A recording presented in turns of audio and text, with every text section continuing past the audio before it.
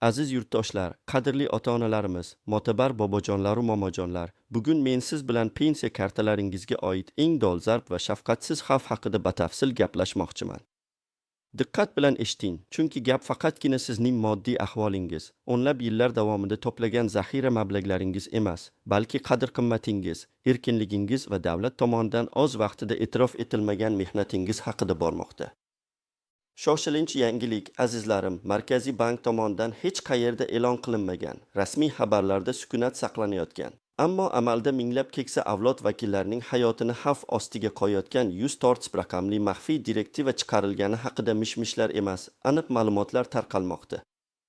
Agar siz smartfoningizga maxsus ilova o'rnatib, yuzingizni skanerlash jarayonidan o'tmasangiz, Ustart pensiya kartangiz butunlay bloklanib qolishi mumkin. Tasavvur qilyapsizmi? Bir tiyiniga qadar yiggan pullaringiz, nafaqangiz, butun bir umr mehnatingiz evaziga jamgirgan mablag'laringiz davlat daromadiga o'tib ketishi aytilmoqda. Agar siz shu hafta oxirigacha bankda biometrik ma'lumotlaringizni tasdiqlab ulgurmasangiz, banklardagi kilometrlik navbatlarda allaqachon otaxon va onaxonlarimiz hushidan ketib, azob chekayotgani haqida qanchadan qancha xabarlar yetib kelmoqda. Bu shunchaki og'ir ahvol emas, bu shafqatsizlik, azizlar. Mana shu yerda bir savol tugiladi. Qani bizning jamiyatimizda keksalarga bo'lgan hurmat-ehtirom? Qani ularning mehnati, fidoyiligi uchun minnatdorlik? Siz, azizlarim, mamlakatimiz ravnaqi uchun umringizni, kuchingizni, yoshligingizni ayamasdan fidokorona mehnat qildingiz. Kimdir paxta dalalarida quyosh ostida ter to'kdi, kimdir zavodlarda temir eritdi, kimdir maktablarda kelajak avlodni tarbiyaladi, kimdir yo'llar qurdi, kanallar qazdi, qiyinchiliklarga qaramay mamlakatimizning poydevorini qurdi. Sizning har biringizning ortingizda 30, 40, hatto 50 yillik fidokorona mehnat tajribasi bor. Har bir tilingizda o'tgan hayotning achchiq-chuchugi, har bir yuzingizdagi ajinlarda mashaqqatli mehnat izlari aks etgan. Mana shu qadriyatlarni qanday qilib birgina maxfiy direktiva bilan, birgina ilovas orqali bilan yakson qilish mumkin? Mening savolim bor. Aziz ota-onalarim, bobojonlar va momojonlar, siz umringiz davomida eng ko'p nima bilan faxrlanasiz? Qaysi sohada qancha yil mehnat qildingiz? Sizningcha davlat sizning mana shu sharafli mehnatingizga bugun qanday baho beryapti? Shu haqida kommentariyalarda yozib qoldiring, fikrlaringizni bilmoqchiman. Sizning ovozingiz, sizning hikoyangiz biz uchun nihoyatda muhim. Ushbu nohaqlik va beparvolik qarshisida jim turish mumkin emas. Shuning uchun ham men, huquqshunos sifatida sizning himoyachingiz bo'lishga tayyorman. Agar bunday xabarlardan doimiy ravishda xabardor bo'lishni, qonunlardagi o'zgarishlarni birinchi bo'lib bilishni va o'z huquqlaringizni himoya qilish uchun aniq yo'l-yo'riqlar olishni istasangiz, kanalimizga obuna bo'lishni unutmang. Zero xabardorlik birinchi qadamdir, axborotga egalik esa qurol. Biz bu kurashda birga bo'lishimiz kerak, azizlar. Yodingizda bo'lsa, ilgari keksalarga bo'lgan munosabat boshqacha edi. Mahalla-ko'yda biror maslahat kerak bo'lsa, darhol oqsoqollar chaqirilardi. Ularning har bir so'zi qonun edi. Davlat siyosatida ham keksalik sharafi, ulug'ligi e'tirof etilardi. Pensiya tizimi qanchalik mukammal bo'lmasin, kam ta'minlanganligi qanchalik achinarli bo'lmasin, hech bo'lmaganda pulingizga daxl qilinmaydi, degan bir ishonch bor edi. Banklar mas'uliyatli edi. Ular mijozning, ayniqsa keksa mijozning holatini inobatga olardi. Kartalarni bloklash, pullarni davlatga o'tkazish kabi masalalar hayolimizga ham kelmasdi. Hatto eng oddiy masalada ham mahalla faollari, pensiya jamg'armasi xodimlari yordam berishga intilardi. O'sha paytlar pensiya kartasi shunchaki plastik bo'laga emas, balki qancha mehnat va iztirob chekkaningizning, jamiyatga bergan hissangizning bir ramzi edi. Bugun esa voqelik mutlaqo boshqacha tus oldi. Axborot texnologiyalari taraqqiyotini bahona qilib, yoshi ulug' insonlarni qiyin ahvolga solib qo'yishmoqda. Bir o'ylab ko'ring, siz, aziz bobojonlar va momojonlar, 20-30 yil avval smartfon deb atalgan mo'jiza nima ekanligini bilganmisiz? Hayotining aksar qismini dala, zavod, o'qituvchilik stolida o'tkazgan, bir paytlar oddiy telefonni ham zo'rga o'rgangan insonlardan bugun murakkab ilovalarni o'rnatish, biometrik skanerlashdan o'tish talab qilinmoqda. Bu aslida oddiy pensionerni chetlab o'tish, ularni jamiyatdan ajratib qo'yish bilan barobar emasmi? Axir, qanchadan qancha keksa insonlarimizda na smartfon bor, na internetdan foydalanish ko'nikmasi. Qishloqlarning uzoq burchaklarida yashayotgan, shaharga tushga imkoniyati yo'q, yoshi ulug' kasalmandlarchi. Ular nima qilsin? Eng xavfli toifa bu smartfoni bo'lmagan, internet savodxonligi yo'q, sog'ligi tufayli uydan chiqa olmaydigan yolg'iz keksalarimizdir. Ularning pensiyasi bu ularning yagona tirikchilik manbai, dorisi, ovqati. Ba'zilarida yaqinlari yo'q, ba'zilari esa farzandlaridan uzoqda. Ular uchun bu maxfiy direktiva shunchaki bank muammosi emas, balki hayot-mamot masalasidir. Aytilishicha, ba'zi banklar navbatlarni kamaytirish, qariyalarga yordam berish o'rniga faqatgina ma'lum bir muddatdan keyin pullar davlatga o'tadi, deb ogohlantirish bilan kifoyalanmoqda. Bu esa nafaqaxo'rlar orasida vahima va qo'rquvni kuchaytirmoqda. Keling, oddiy misollar bilan tushuntiray.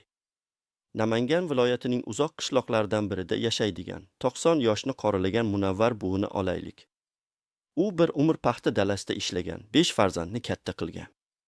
Hozir yolg'iz, kasalmand.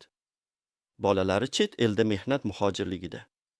Uning na smartfoni bor, na bankka borishga qurbi yetadi. Mahalla faollari ham uning muammosiga ko'pincha befarq. Uning yagona umidi har oy keladigan 400 ming so'm pensiya edi.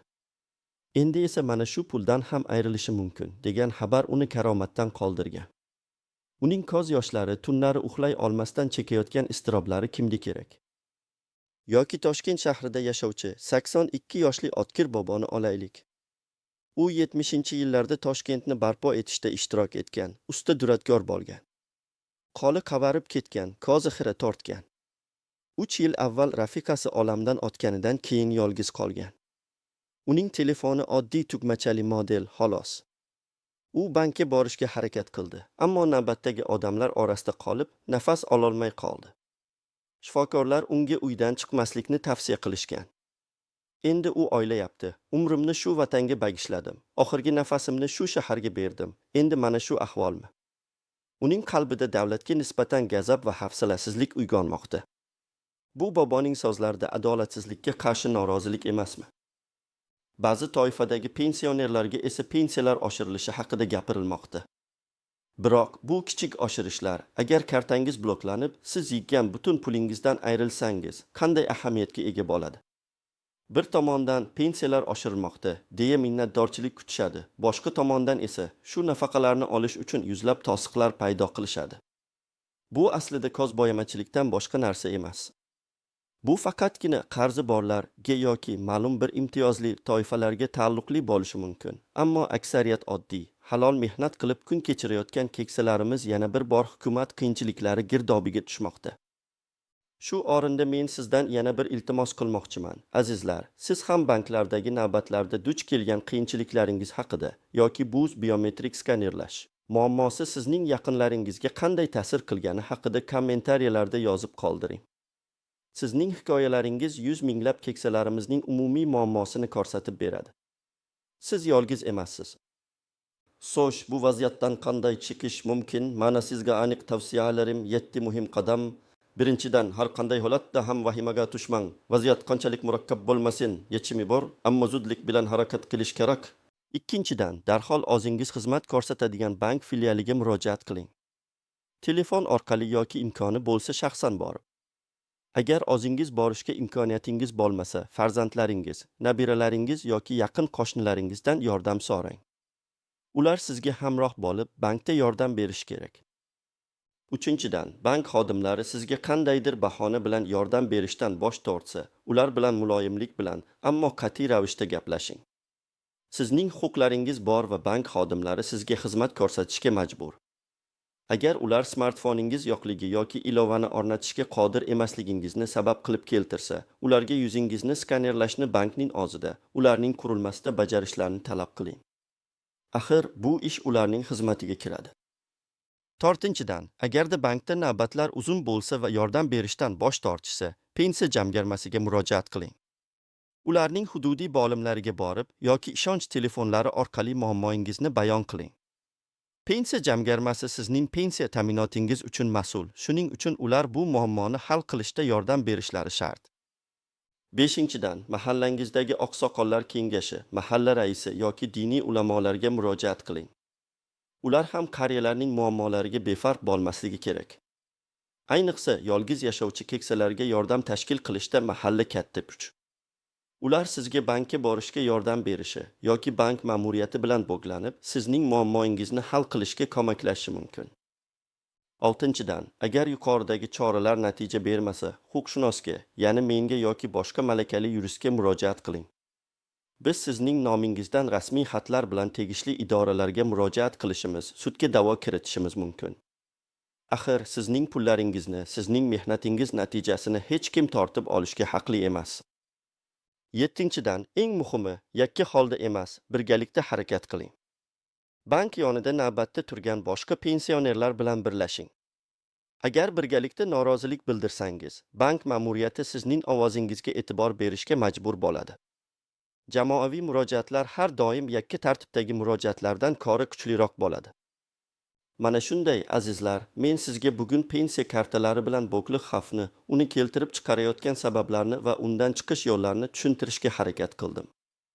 Sizning umringiz davomida yegan boyligingiz, har bir tiyiningiz, aziz oqsoqollar, davlatga shunchaki otib ketish kerakmi? Sizningcha bu adolatdanmi? Shu savolga javobingizni kutib qolaman. Fikringizni kommentariyalarda yozib qoldiring. O'zaro yordam va qat'iyat bilan bu og'ir sinovdan ham o'tamiz. Omon bo'ling.